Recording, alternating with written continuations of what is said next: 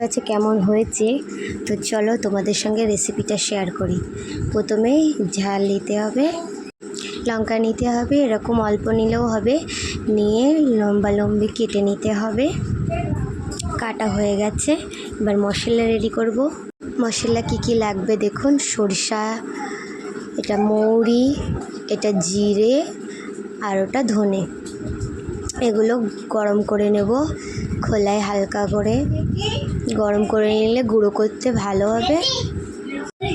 গরম করা হয়ে গেছে, ওই গরম সানটায় এবার একটু তেল গরম করে নেব, সরিষার তেল 100-150 ml মতো তেল নিলে হয়ে যাবে।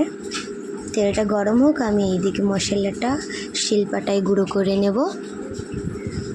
তার জন্য রেডি, গুঁড়ো করা হয়ে গেছে। এদিকে তেলটা গরম হয়ে গেছে, গ্যাসটা এবারে অফ করে দেবো। ওরকম ধোয়া ওটা গরম করতে হবে। মশলা রেডি, এবারে মাখানোর জন্য লঙ্কার গুঁড়ো, হলুদ গুঁড়ো, কালো জিরা আর লবণ নিয়েছি, আর গুঁড়ো করা মশলাটা। আর লাগবে হিং, ছোট্ট একটা হিং নিলে অনেক দিন যাবে। এটা নিয়ে রাখতে পারেন, অল্প এখন লাগবে, বাকিটা রেখে দিতে পারেন, অন্য কাজেও লাগতে পারে। লঙ্কায় মশলাগুলো মেখে নেব, মশলাটা ভালো করে মেখে নেব। হাত দিয়ে মাখাচ্ছি, তোমরা চাইলে চামচ দিয়েও মাখাতে পারো। এবার হিং দিয়ে দেবো, অল্প করে হিং।